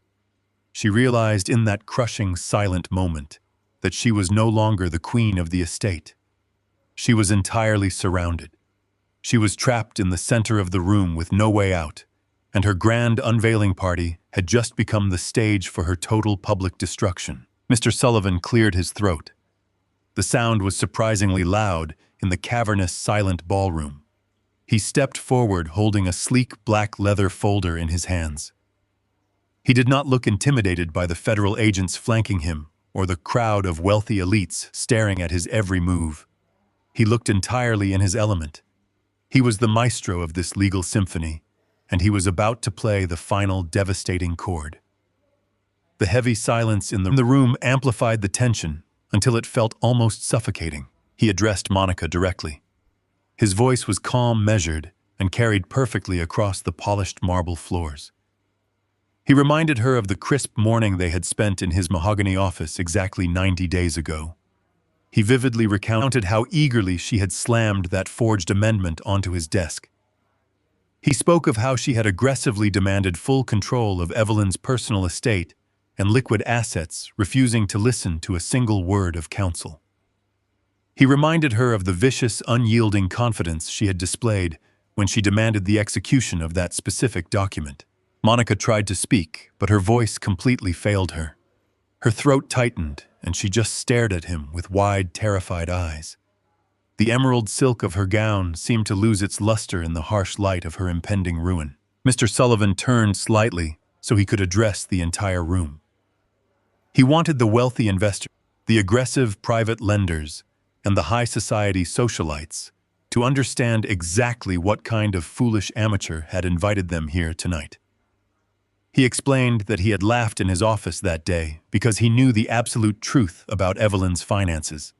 He knew that Evelyn Pierce was indeed a brilliant titan of industry who commanded respect across the globe. But he also knew that brilliant titans of industry rarely keep their massive fortunes sitting idle in a personal checking account. The seasoned lawyer opened his black folder slowly and deliberately. He pulled out a single sheet of paper, holding it up for the crowd to see. He began to explain the complex financial architecture of our empire. Decades ago, the parent company embarked on a massive aggressive acquisition phase to dominate the commercial real estate software market. To navigate the complex tax burdens of that massive expansion, the holding company structured a highly leveraged debt protocol. They took $120 million in corporate liabilities and strategically transferred that exact debt to Evelyn's personal estate for tax deferral purposes. A collective gasp rippled through the audience.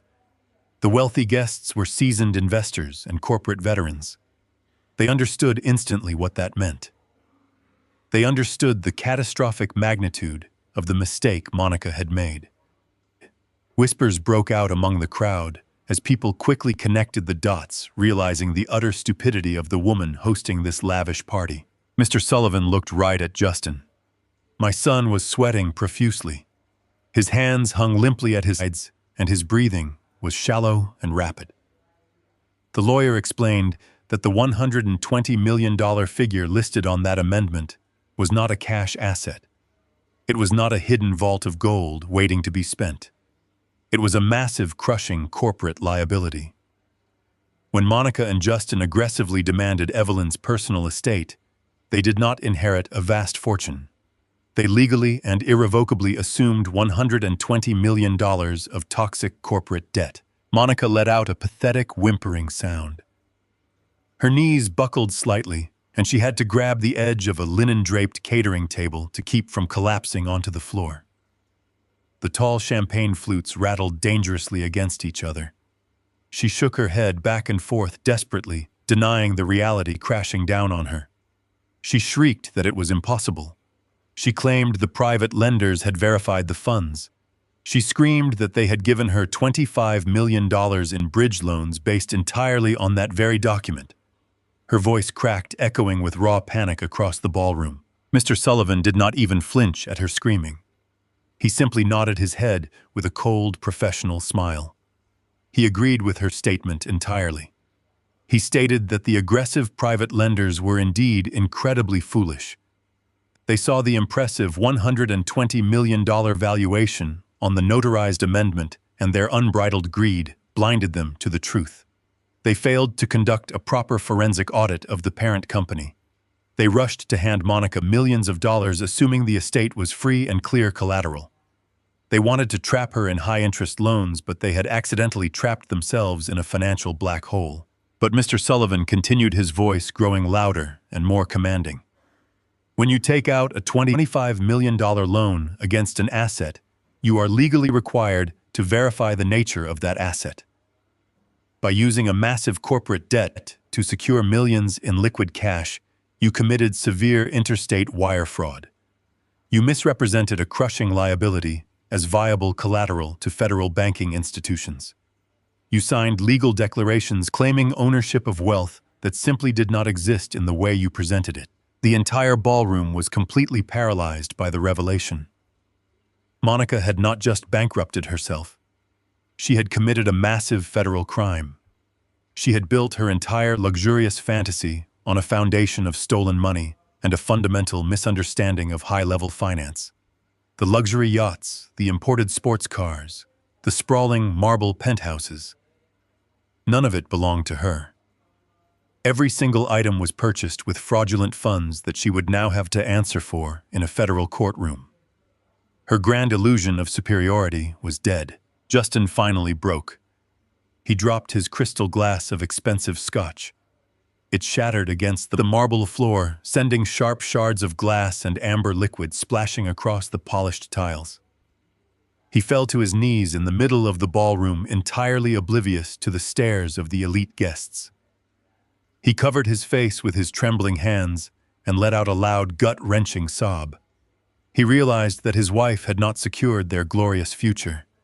She had just handed them a lifetime prison sentence and a mountain of debt they could not pay off in 1,000 lifetimes. He had thrown his own father out of the house just to secure his place in a federal penitentiary. Monica could not breathe. She was hyperventilating, gasping for air, like a fish thrown onto dry land. She looked at the federal marshals standing tall and resolute, blocking every single exit. She looked at the disgusted wealthy elites who were already turning their backs on her, actively distancing themselves from the radioactive fallout of her crimes. She realized her grand estate unveiling party was actually her own deeply public execution. The beautiful, shining illusion was completely shattered, leaving nothing but the cold, hard, terrifying reality of the consequences she had brought upon herself. Mr. Sullivan closed his black folder with a sharp, definitive snap. He looked down at Monica and delivered his final words on the matter. He told her she was no longer a billionaire heiress preparing to conquer high society. She was simply a massive debtor facing a lengthy federal prison sentence. He told her the gravy train had indeed reached the end of the line, just as she had so arrogantly predicted 90 days ago. She had just been entirely wrong about who was getting thrown off the train. I stood quietly watching the total devastation of the woman who had tormented my wife in her final hours. I felt absolutely no pity. I felt no remorse. I watched the ashes of her stolen empire fall around her, and I knew the real trap had only just begun to close. I stepped forward, moving slowly past the shattered glass of Justin's dropped scotch. The heavy silence in the grand ballroom shifted its weight entirely onto my shoulders. The wealthy elites, the federal marshals, and the private security guards all turned their eyes toward the old man in the faded red flannel shirt. I did not slouch. I did not lower my gaze. I stood perfectly straight, tapping into the unyielding posture of the man who had built this entire empire from a damp, leaking garage. I looked down at Monica, who was still desperately clutching the catering table to keep her legs from giving out entirely. I told her that Mr. Sullivan had only explained the first half of her monumental mistake. I kept my voice low and steady, forcing everyone in the massive room to lean in slightly just to hear me. I explained that she was absolutely correct about one thing. Evelyn was indeed the brilliant, charismatic face of our massive software company. She was the one who graced the magazine covers and shook hands with senators. But she was never the underlying architect. I told Monica that I was the one who wrote every single line of code that revolutionized the industry. I was the one who designed the intricate corporate infrastructure that protected our wealth. Justin looked up at me from his knees on the marble floor. His tear-streaked face twisted in profound confusion. He whispered my name, asking what I was talking about. I looked down at my only son and felt the last remaining shred of parental warmth turn into solid ice. I told him that when I stepped back from the public eye 10 years ago due to my failing heart, I did not surrender my ownership. I simply retreated into the shadows to protect my peace. I told him I never relinquished a single ounce of actual power. I was perfectly content letting them believe I was a helpless dependent, because true power never needs to loudly announce its own presence. I turned my attention back to Monica. I watched her erratic, shallow breathing. I announced to the silent ballroom that the master holding company, which controlled the entire global network of our commercial real estate software, was not a public entity. I stated clearly and firmly that I possessed 100% of the voting shares. I told them I was the sole legal owner and the acting chief executive officer of the very corporation that held that massive leveraged debt. A collective shudder seemed to pass through the wealthy guests gathered in the room. The elites who had just been sipping champagne and mocking my boots suddenly looked at me with profound, unfiltered terror. They realized they were standing in the presence of an absolute apex predator who had been quietly wearing the disguise of a wounded sheep. Monica let out a choked, agonizing gasp. Her eyes darted wildly, searching for any escape from the crushing reality I was building around her. I took one step closer, forcing her to look directly into my eyes. I wanted her to see the absolute ruin she had brought upon herself. I explained the beautiful, brutal math of her situation. I told her that the $120 million of toxic corporate liability she had so greedily demanded was not owed to some faceless international bank. It was not a generic tax burden she could simply write off or negotiate away in a lengthy bankruptcy proceeding. I told her the debt was owed directly, exclusively, and irrevocably to me. The realization hit her with the physical force of a speeding freight train. She had spent the last 3 months treating me like a pathetic, useless parasite. She had thrown me out of my own home at my wife's funeral. She had mocked my faded clothes and sneered at my quiet demeanor. And in her blind, frantic rush to strip me of everything, she had legally bound herself as my personal financial prisoner. She and Justin did not steal my fortune. They had eagerly and aggressively volunteered to carry the entire crushing weight of my corporate tax liabilities. I told her that every single dollar of that $120 million was a debt she owed to the very man she had evicted at the cemetery. The ultimate rug pull was completely executed. Their vast imaginary wealth was nothing more than a bottomless black hole of liability. And I was the one holding the absolute undisputed deed to that abyss. I stood over them, watching their stolen empire collapse into dust, completely satisfied that my silent test had yielded the exact destruction they so richly deserved. The initial shock of the crushing corporate debt had barely registered on Monica's pale face when I took another step forward. I did not raise my voice, but the absolute silence in the room made every single word strike like a hammer against an anvil. I told her that the financial ruin was only the very foundation of her punishment. I reminded her of the $25 million in high-interest bridge loans she had so eagerly taken out from those aggressive private lenders.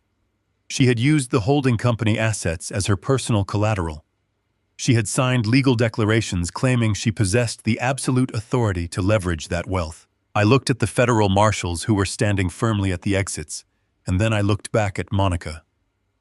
I explained that because I was the sole owner of that corporation, she had illegally leveraged assets that belonged entirely to me.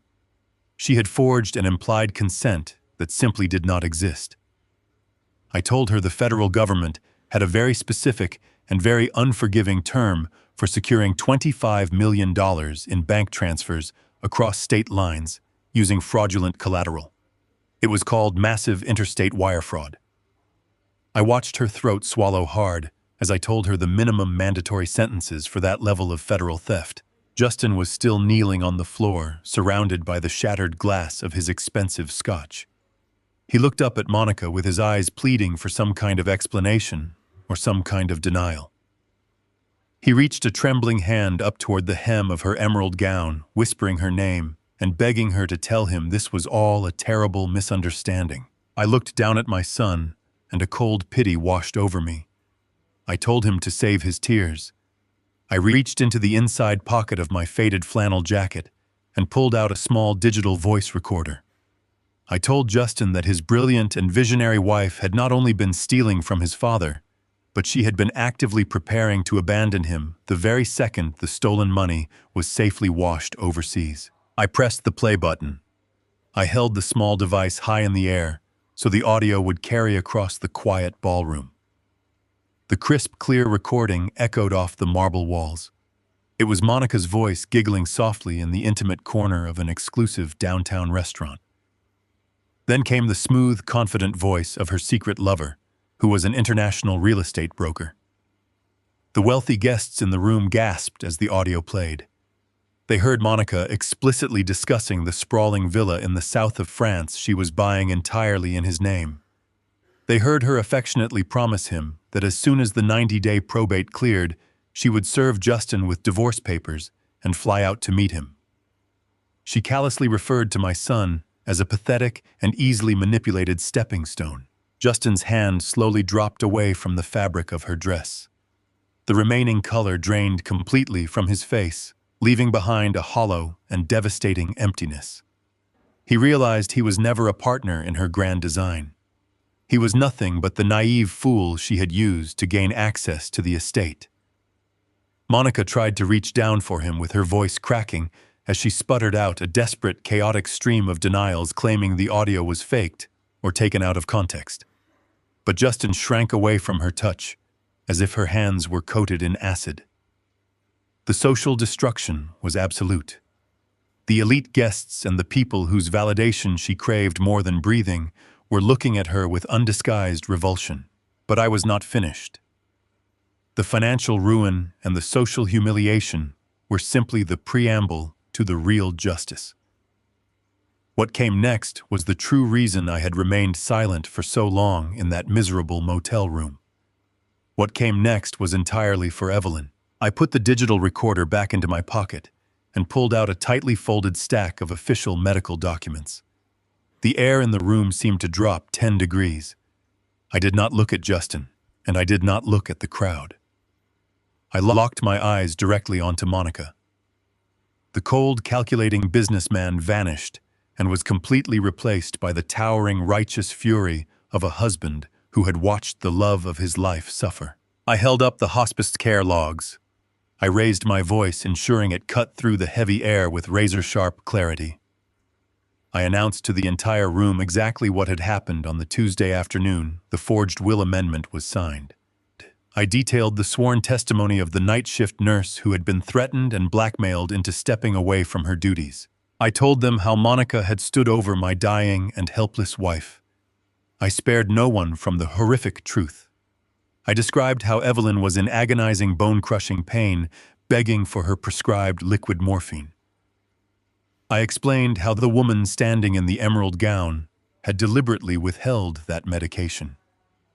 She had weaponized a dying woman's physical agony, dangling the only source of relief just out of reach, until Evelyn forcefully scribbled her signature onto that legal document. A collective shudder of pure horror moved through the ballroom. Women brought their hands to their mouths in shock. Men who had spent their entire lives in cutthroat corporate environments physically recoiled in disgust. When I revealed the elder abuse, Justin let out a sound that I will never forget. It was a strangled, suffocating gasp of pure horror. The realization that the woman he loved had tortured his own mother for a payout completely broke his mind. He curled in on himself, burying his face into his knees, right there on the floor, unable to look at her, and unable to bear the weight of his own complicity. I stepped within an inch of Monica. She was trembling so violently I could hear her teeth chattering. I lowered my voice to a harsh, lethal whisper that only she and Justin could hear. I told her that greed was a common human failing, but torturing a dying woman for money was an act of pure, unadulterated evil. I told her that the medical records, the nurse's sworn affidavit, and the timeline of the forged signature had already been handed over to the district attorney. Monica was completely destroyed. The brilliant, arrogant mastermind was gone. Her financial empire was a toxic illusion. Her marriage was completely shattered on the marble floor. Her social standing was eradicated and replaced by the disgusted stares of every wealthy peer she had ever tried to impress. Staring down at the medical records in my hand, she finally understood that she was not just facing bankruptcy. She was looking at the rest of her natural life in a federal penitentiary for criminal elder abuse and extortion. She had absolutely nowhere left to run. The crushing weight of the revelations hung in the ballroom air like thick, heavy smoke.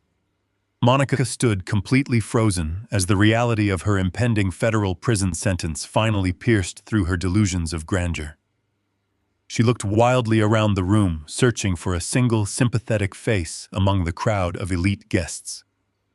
She found absolutely nothing but revulsion.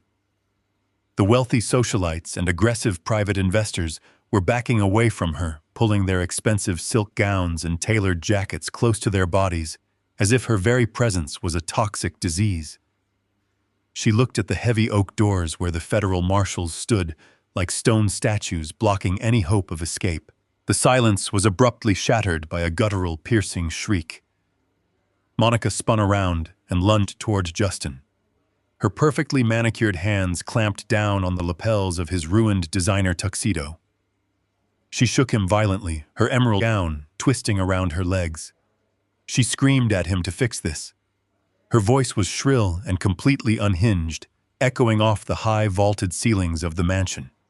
She demanded that he use his influence as the son to call off the lawyers and the marshals. She shrieked that he needed to make his pathetic father drop the charges right this instant. She blamed him, screaming that he was useless and weak, and that he had promised her a life of luxury. Justin did not fight back against her shaking hands. He simply looked at the woman he had abandoned his entire family to please. He looked at the woman who had secretly drained the estate to buy a villa for her lover, and who had actively tortured his dying mother for a signature. A profound, sickening realization washed over his tear-streaked face. He reached up and slowly pried her hands off his tuxedo, peeling her fingers away with absolute disgust. He shoved her backward, causing her to stumble on her expensive stiletto heels. Justin turned his back on his wife and looked up at me. He scrambled forward on the polished marble floor, crawling through the spilled scotch and shattered crystal glass. He grabbed the hem of my faded flannel shirt with trembling, desperate hands. He wept openly, his face red and slick with tears. He begged for mercy in front of the silent, captivated crowd. He pleaded with me to call off the federal agents. He swore that he did not know about the withheld pain medication. He cried out that he was blinded by love and manipulated by her greed. He called me Dad over and over again, letting the word crack and break in his throat. He promised that he would leave Monica immediately. He swore he would spend the rest of his life working to pay back the terrible bridge loans. He begged me to remember the days we spent working on vintage cars in the garage. He pleaded for the forgiveness of the father who had raised him, promising that he could be a good son again if I just gave him one more chance to make things right. I looked down at the weeping, broken man clinging to my shirt. I searched my own heart for any lingering trace of parental warmth or forgiveness. I searched for the father who had quietly stepped into the shadows 10 years ago just to secure a peaceful life for his family. But that father was completely dead. He had died standing over an open grave in the freezing rain while his son allowed him to be evicted. He had died sitting in a cheap diner while his son tossed a $20 bill on the table and told him to rot in a motel. I reached down and firmly pried Justin's trembling fingers off my flannel shirt. I stepped back for him to let go completely. I looked down at him with a gaze made of pure, solid ice. I did not raise my voice, but the absolute coldness in my tone made the words carry to every single corner of the massive ballroom. I told Justin that he had made his choice long before the marshals walked through those doors. I reminded him that when he had the chance to protect his grieving father, he chose the illusion of power. When he had the chance to uncover the truth about his mother's suffering, he chose deliberate ignorance to secure his luxury vehicles. I told him that tears and apologies were completely worthless currencies when the debt owed was paid in human cruelty. Monica let out a loud, dramatic wail from behind him, sobbing hysterically, as she realized that neither her beauty nor her manipulation could save her now. She was completely broken. Justin stayed on his knees, his shoulders shaking violently as he stared up at me, waiting for a final shred of mercy that simply did not exist. I adjusted the cuffs of my worn flannel jacket and looked at the two of them for the very last time. I delivered the final, absolute truth that would echo in their minds for the rest of their miserable lives.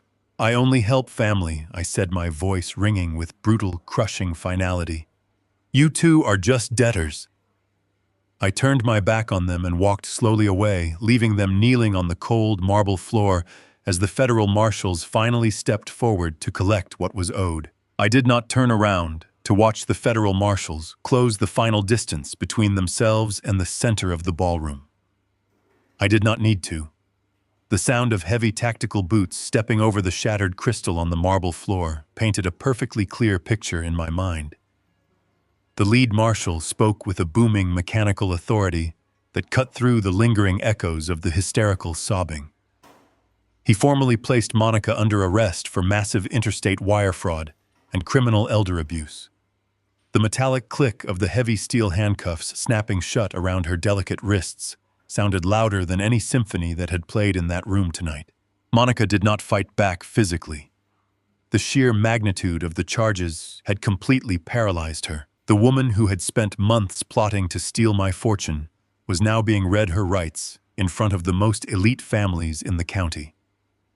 She was forcefully marched out of the grand ballroom, with her expensive emerald gown dragging across the floor like a discarded rag. The wealthy guests parted instantly, ensuring that not a single thread of her dress touched their own expensive clothes. They watched her being loaded into the back of a federal transport vehicle, wrapping up the ultimate spectacle of her complete social annihilation. But the federal agents were only the first wave of the devastation. The aggressive private lenders who had happily handed Monica $25 million in bridge loans were actually standing right there in the crowd. They had attended the grand party to secure their relationships with the new billionaire heiress. Now they realized they had been entirely defrauded, and they did not wait for the sun to rise to take their revenge. I watched from the grand staircase as these ruthless financiers pulled out their cell phones and began making frantic, furious calls to their asset recovery teams. The speed of the corporate seizure was absolutely staggering. Because Monica had signed predatory agreements that allowed for immediate repossession, upon default, the lenders did not even need a judge to sign a warrant to begin tearing down her paper castle. Before the last party guest had even left the estate driveway, the recovery teams were already descending upon her newly acquired empire. The sprawling 90-foot luxury yacht docked at the exclusive private marina was boarded and chained by a recovery crew before midnight. The massive staff she had hired to serve her superficial friends was dismissed on the spot, and the boat was towed away into the dark waters. The sleek black sports car she had driven off the showroom floor was unceremoniously winched onto a flatbed tow truck right outside the gated community. Even the lavish downtown penthouse was instantly locked down. Private security teams seized the keys and barred the heavy doors, trapping all her expensive, newly purchased designer clothes and custom jewelry inside. Everything would be rapidly liquidated to cover the massive mounting interest of her foolish loans. Justin remained kneeling on the floor of the ballroom long after his wife was hauled away into the cold night. He looked completely shattered as he stared at his empty hands. He was a hollowed-out man who had traded his entire family for an illusion that evaporated in a matter of seconds. 2 additional federal agents approached him quietly. They did not put him in handcuffs yet, but they informed him that he was officially a primary target in a massive federal conspiracy investigation. Because his digital signature was on the joint bank accounts and the luxury vehicle loans, he was facing severe accomplice charges. My son had absolutely nothing left. He had no money, no home, and no wife to whisper grand delusions into his ear. He was completely bankrupt in every conceivable way. The bank accounts he thought were overflowing with millions of dollars were frozen solid by federal mandate.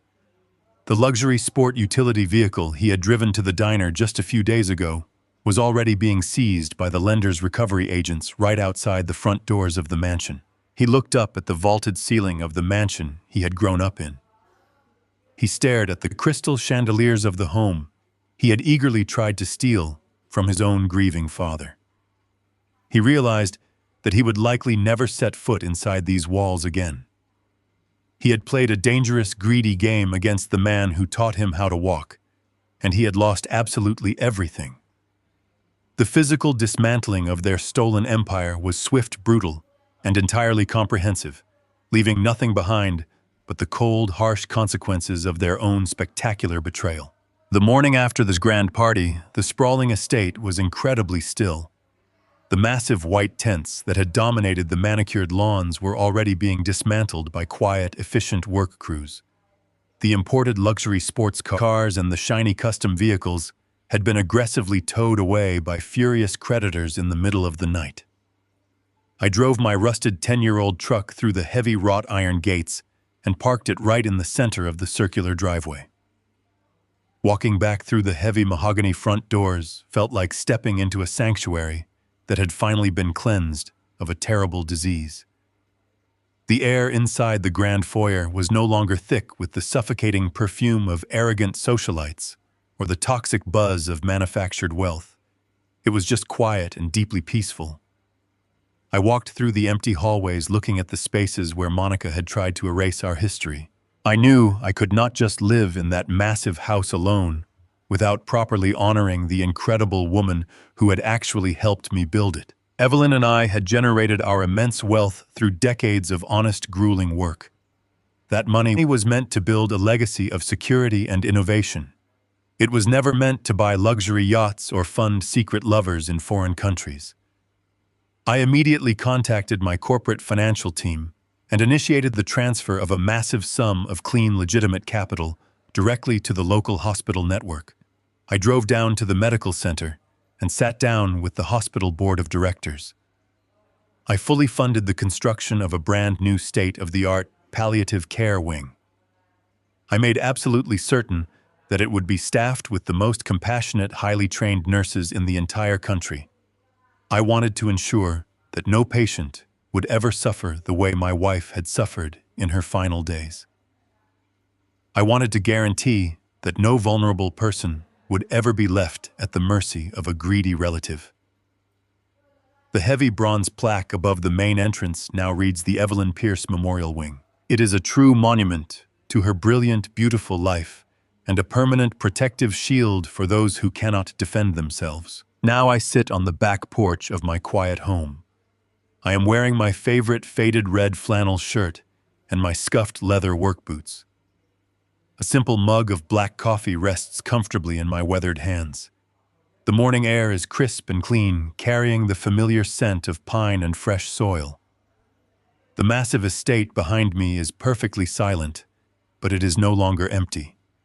It is filled with the profound peace of a promise finally kept. Monica is currently sitting in a cold federal holding cell, waiting for a judge to hand down a lengthy prison sentence for wire fraud and criminal elder abuse. Justin is navigating the crushing, humiliating reality of absolute personal bankruptcy. He will spend the rest of his natural life working, grueling minimum wage jobs, just to pay off the staggering interest on the predatory debts his wife accrued. I did not have to raise my voice to destroy them. I did not have to hire aggressive lawyers to fight a messy public battle in probate court. I simply handed them the heavy iron keys to their own insatiable greed and let them lock themselves inside a prison of their own making.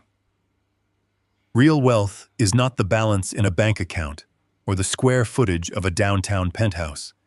It is the absolute power to protect your dignity, the freedom to walk away from toxic people, and the quiet, ultimate satisfaction of ensuring that the wicked write their own tragic endings. I want to share a vital lesson with you today.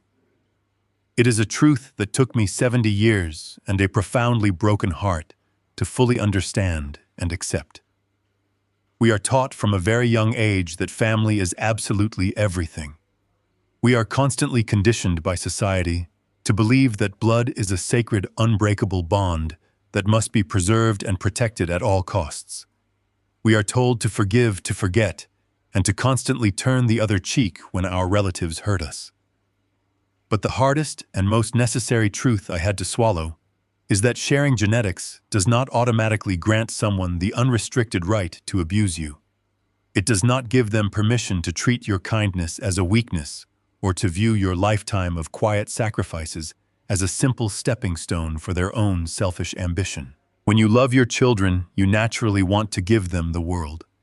You want to protect them from the harsh realities, the financial stress, and the grueling struggles you had to face when you were young. You want their path to be smoother than yours was.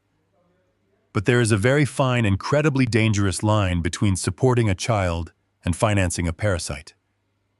I watched my only son trade his morality and his loyalty for the empty illusion of luxury. I watched him allow the woman he married to humiliate his grieving father and actively torture his dying mother. I learned that you cannot buy loyalty, and you certainly cannot love someone into being a decent human being. If there is one crucial lesson you take away from my story, let it be this. You must never set yourself on fire just to keep toxic family members warm. True power does not require a loud, commanding voice or a flashy, ostentatious display of wealth. The most dangerous and capable people in the room are rarely the ones shouting about their success or demanding immediate respect from everyone around them. They are the ones observing, listening, and calculating in absolute silence. Monica and Justin believed my silence was submission. They thought my worn-out shoes and faded flannel shirts meant I was defeated, irrelevant, and helpless. But humility is not helplessness, and discretion is never weakness. If you ever find yourself surrounded by people who severely underestimate your worth, do not argue with them. Do not scream to prove your value or beg for a seat at their table. Let them underestimate you. Let their unearned arrogance completely blind them to the reality of the situation. Greed is a highly predictable disease. When people are motivated strictly by selfishness and materialism, they lose their ability to see the traps they are eagerly setting for themselves. You do not always have to fight your enemies head-on to achieve justice. You do not always have to lower yourself to their level of shouting and cruelty. Sometimes the most absolute and devastating form of victory is simply stepping out of the way and letting them crash at full speed into the brick walls they built with their own bare hands. Protect your peace fiercely, defend your dignity, and never apologize for walking away from those who only value you for what they can extract from you. Please share your thoughts in the comments below. Let me know where you are listening from and hit that subscribe button for more stories of finding the courage to stand up to toxic family members.